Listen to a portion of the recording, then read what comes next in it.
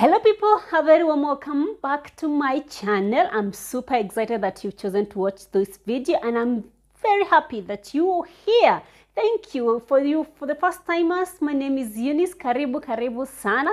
For the returning subscribers and viewers, you guys know you're the real deal. Please, for those who've not subscribed, please consider subscribing to this channel. So today I'm back with another insightful video, one that will help us learn or maybe improve on our areas of managing our money. Yes, you heard it right. So today we are discussing about the 50-30 rule of, it's normally referred to as rule of budgeting, but it's just a rule that can be used if you're first time and you don't know where to go about it, or maybe you've been living from check to check. This is the video for you. It will help you even open your eyes and even generate great ideas on how to put your monies into proper use. So sit back, take a notebook, take a pen, and let's get into this together. So what is 50-30-20 rule?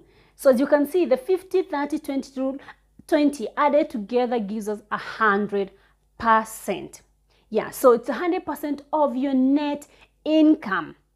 So it doesn't matter whether you're employed and you depend on a pay slip or salary, or whether you're a business person. We are looking at your total net income at the end of the month. That's what we're looking at. Or you can even take this to be a per annum, to be your yearly income. You can take your yearly income and budget it this way. But the best thing is to do it on your monthly income. Whether you're employed and you have your pay slip, or whether you're in business and you have your income, you're earning at the end of the month. So when you look at 50, so we're talking about the after tax. Your money is after tax. Yeah, you know, you have a quoted figure of maybe, let's say for instance, you have a salary of 100K, and then from the salary, from all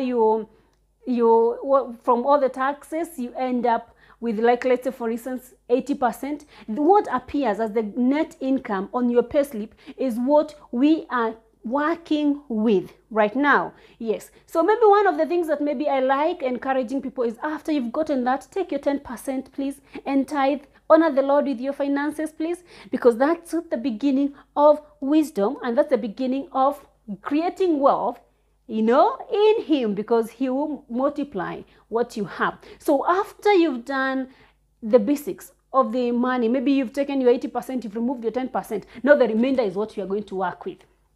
Yeah, so what we look at, what is this 50%? 50% is 50, it's half of the income that you have right now. Right, say for instance, you've remained with 80K. So we are talking about 40,000. So the 50-30-20 rules talk about dividing your finances on the basis of your needs. We know the needs, our needs are those things that we can survive with, that we can't survive without. Then we have our wants. Those are the things that we can survive without, but they are good because they help improve our lives. So those are the ones. And then we have the part of savings and investments. This is quite a paramount, it's quite an important part. But yes, for our budgeting rule or budgeting basics, it's important to put it at the 20%. It's okay. But we will work towards this and see whether it's possible, or whether you are able to manage and get actually even more on your 20%, which is on your savings or investments, and get lesser on your 30%. So the 50% is what, as you said, is what we take to our needs. These needs include our housing.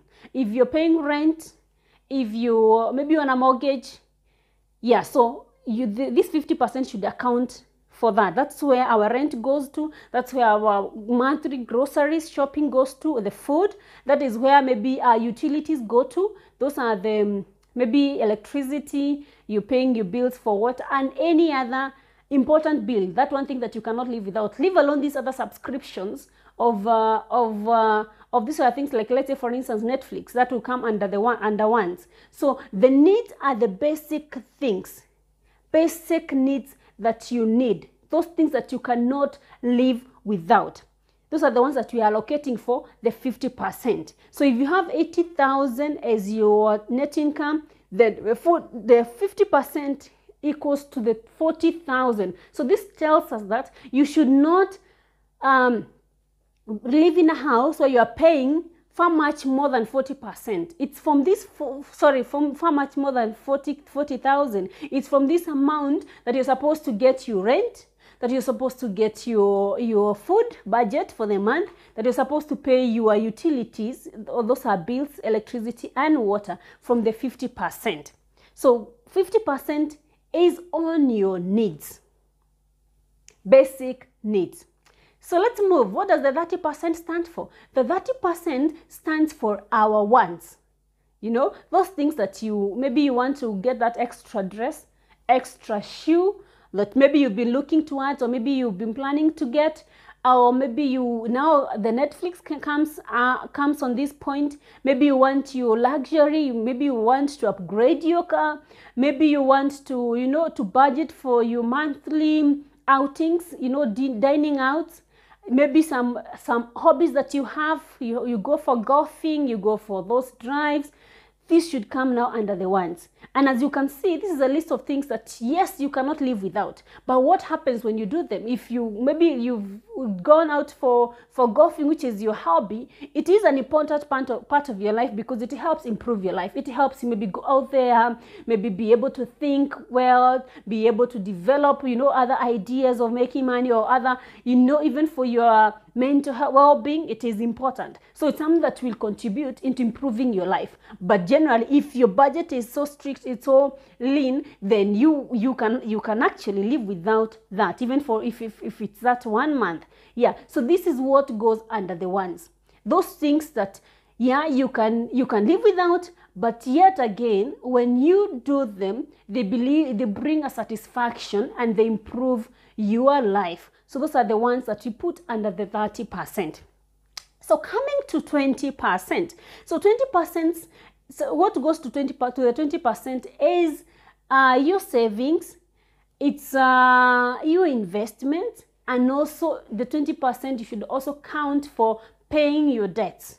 Yeah, this comes under this now 20%. So what would you classify as to go in the savings accounts? Maybe these are the things that, like emergency fund. It's always recommended that you have like 6 months, an equivalent of not less than 6 months of your total expenditure, or of your total, income for a month. Yani like 6 months of what you'd live without, or what you'd live with in case you lost your daily income or your normal income. So being in a position to, if you lost your job today, you're able to survive for 6 months from your emergency fund. So it's like what you actually spend on every month, now multiply by 6 months, is what you should put under your emergency fund. So this is something like savings. It's not something that you do overnight. It's not something that you do one-off. It's something that you build over time, the emergency fund. And this comes now under saving. You can set aside some amount or some percentage from this 20% that will go to your emergency fund.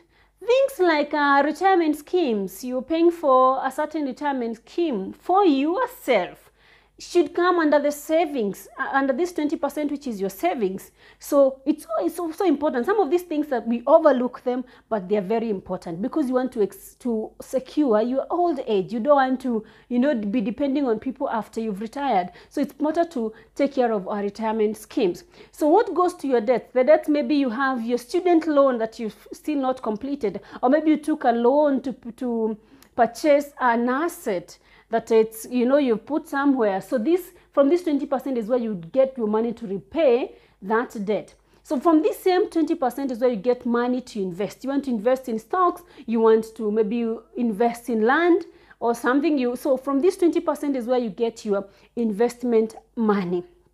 So this 50-30-20 rule, it helps us in managing our money, so that we ensure that you have your money and you don't know where the money is going to. Yeah, so it helps us to account for whatever we have, and also to build our monies and to put our monies into proper use. So somebody might ask, must I stick to this 50-30 rule, 50-30-20 rule? The answer is no. You can work towards adjusting this. Of course, not increasing your needs, not adding 10% to your needs and now getting 60% on your needs. No. The most important thing actually is this final part, the 20%. That is what I look at, because this is the most important part. So because this is where you create your wealth from, other than now living from paycheck to paycheck. This 20% is what you will build on your tomorrow and what you build on your wealth creation. So what you can actually do is that maybe you can reduce the 30%. You don't need 30% of your funds to be going to your normal one. Something that, yes, it is giving you that satisfaction, but at the end of the day, it's not really contributing to creating your wealth for tomorrow. So maybe you can give yourself some certain months, you squeeze in on what you use on your ones, and then you put it up here, down here on the savings part. I know this the 50-30 rule might really be important for those people maybe who are starting out and you really do not know how to manage your money, but you can adjust it. For securing your tomorrow, you can adjust it and have maybe 40% on your needs, then you have 20% on your wants, and then now you can have 40% on your savings, or on your savings stroke investments and stroke debt paying. Yeah, so this would be the wisest thing to do. But at least this is the founding principle, or maybe a founding basics of how to manage your money wisely and to create, as you continue to create wealth, and as you continue now to build on your retirement or on your portfolio. This is like the founding knowledge that one requires. So I hope this was insightful. I know it's a short one, but I hope it is insightful, because it will help us to embark on a proper money or finance management. Yeah, if you follow this to the latter, you'll come back here and thank me, because it will help you see what you put where and how with the time, what it has amounted to. Because little haba na haba, we say hujaza kibaba. So little adds to more. You might not see the efforts today, but you will see it at the end of 1 year, 2 years, 2 years, 3 years, 5 years. You will appreciate those sacrifices that you made at the present, because the future value of these monies, or maybe of what you'll have done, will only show the fruits of a more comfortable life. So thank you so much for watching this video. Let me see you on the next one, and I hope that you got 1 or 2 things that you can put to practice today in order to add up to our wealth creation. Thank you so much. See you next time.